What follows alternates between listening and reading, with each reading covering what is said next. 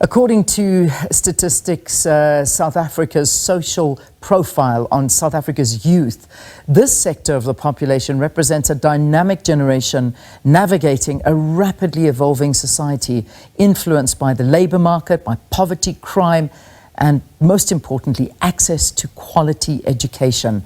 Nationally, the youth economic inactivity rate decreased by 2.6 percentage points from 51.8 in 2014 to 49.2 in 2024. So approximately 21 million young people account for 33.1% of the country's population, underscoring their significant role in shaping the nation's social and economic landscape. So let's pass this over to Sakina. She's broadcasting live from Eersterust, and she's got a panel of youth that she's got for us that we can hear more and actually hear what's going on. SK, good morning to you again.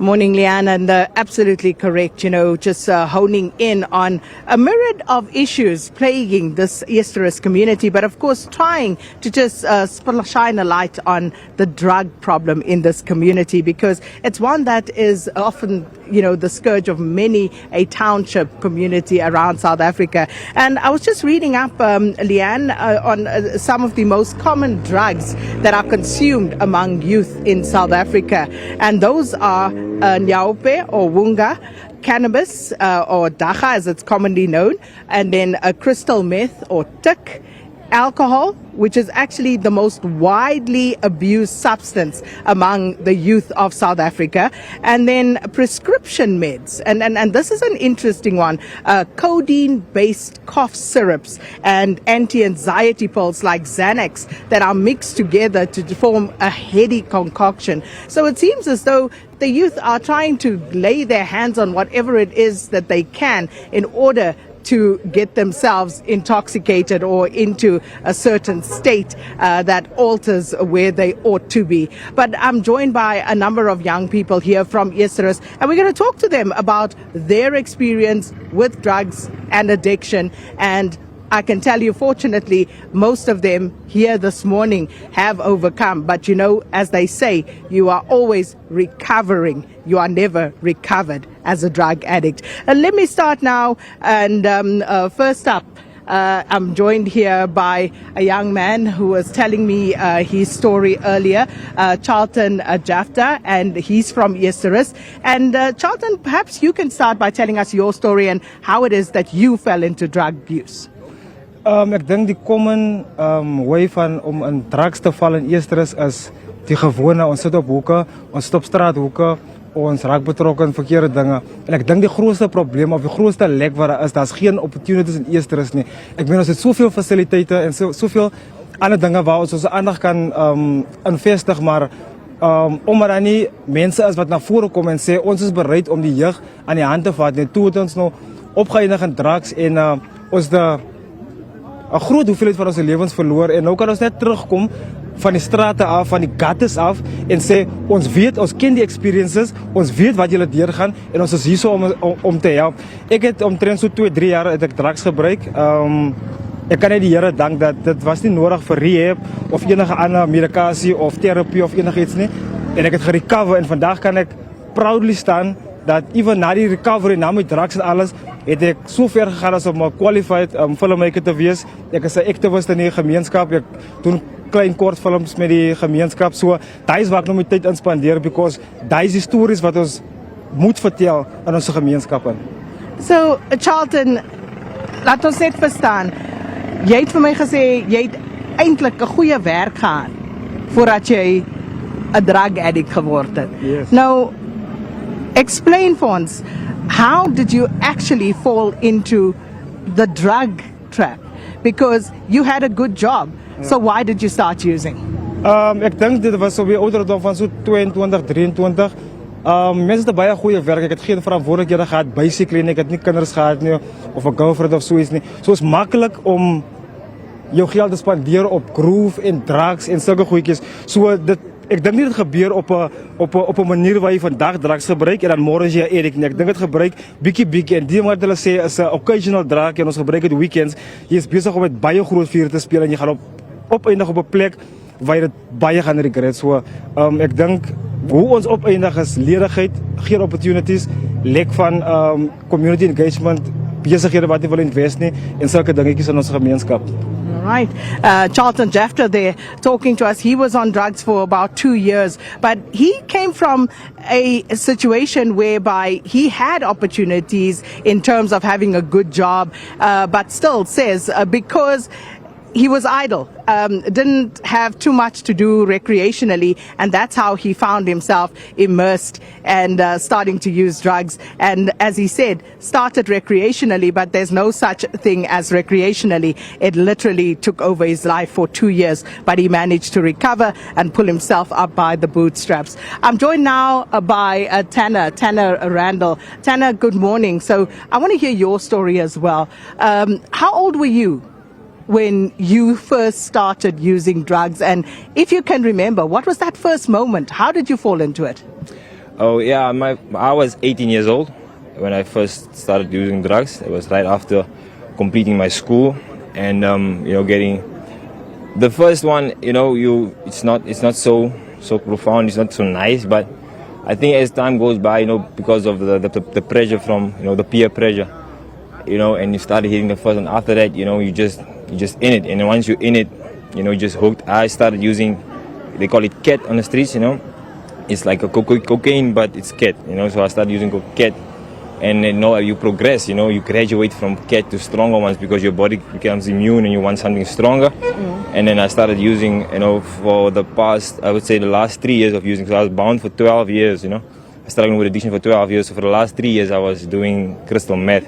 And that one, that's the worst one. I think that was the worst 3 years of my life, And Okay. Let's just take it slowly. So when you had your very first hit, Yes, ma'am. where did you get it? And how did that moment come about and you deciding that you were going to try this? Oh yeah, we were with my friends, with my friends' party, and it's all over in the streets, like in every small neighborhood within our community, there's more than 5 to 10 drug dealers. So this is easy access to it. Every street corner you get, it's there, So and with a friends' party, started using alcohol, as it's the one most common substance out there, and we started to be naughty, and we just wanted to experience it. And after that, I was bound to it for 12 years. So after that first time at that party, were you craving it? No, that was not a craving, We just wanted to experience greater. I just wanted to have a greater experience to what can this thing actually do to my body, because it felt good, but I just wanted to feel like if I overdo it, how am I going to feel, And then I just started doing it more often, on a more regular basis, like every weekend, and from weekend it starts to become a daily thing, and then your body becomes dependent on it, so that you can't actually function without having it. Then the craving starts. And you were addicted for 12 years. So how was that on your family? Wow, that actually tormented especially my mom.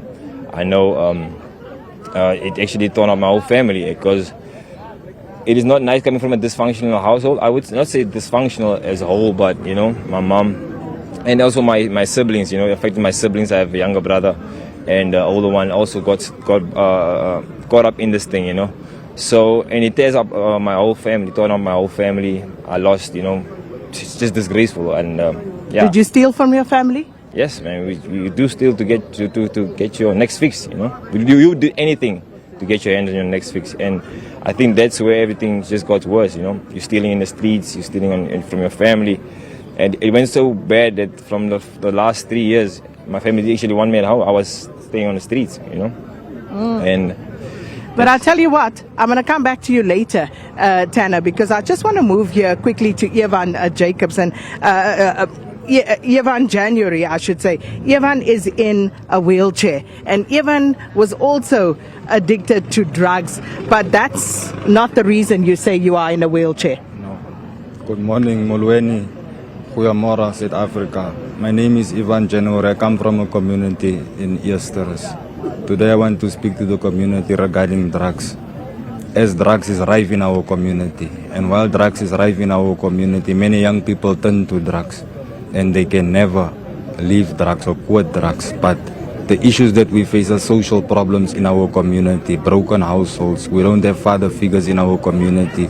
We make mentors of the wrong and idols of wrong people in the streets in our community, and therefore we make the wrong decisions. But I want to encourage young people to take the right decisions and make the right decisions in their life, because in the end you've got yourself and you are your future. And Ivan, you were telling me that you were addicted to drugs and you managed to get off the drugs, and at the time when you were shot, it was as a result of criminality and not drugs that you were on. But how has that changed your life? And I want to go to that moment when you heard for the first time that you will never walk alone again. Well, it is difficult, but I also believe that everything is power comes from the mind, and your mindset should be in the right place. So at the end, you must remember, sometimes we get dealt different cards in life, and you must take your cards and face your cards that you get dealt with. So I took the decision to say that nobody's coming to save me. I have to save myself. I have to remain strong for myself, and God will give me the strength to persevere, remain strong, and make through what I have to make through in life. But yet again, some of us can go into forms of depression, emotional depression. But I don't want to feel I'm disabled, and I must now also be emotionally and mentally disabled. I'm already physically disabled. So being physically disabled, I need to be strong physically and emotionally and mentally strong.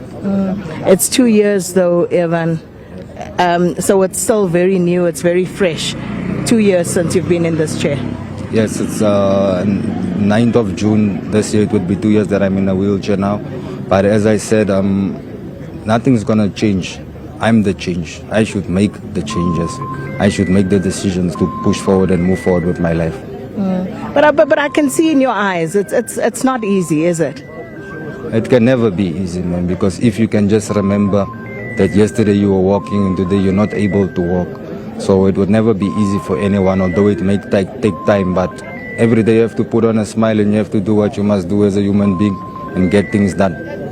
So what do you want to say to the youth out there, and who probably are watching this now, are trying to do things or are into things that are going to lead them down the wrong path? What would you like to say to them? I want to say remain strong, make the right decisions. You cannot expect good from wrong. You can only expect good from right. So make the right decisions, be brave, be courageous, do the right things, use your mind to the best of your abilities, and everything you do in life, do it for yourself and for the best of your abilities. Your future depends on you, no one else, and no one is coming to save you. You've got to make your own way in this life. Well, Ivan January, thank you so much. And a message of courage and hope to the youth. And you can see the pain in Ivan's eyes, and it's not even 2 years yet, it's just about, and waking up one day and being told you will never walk again after he was shot, after getting into an altercation at a filling station.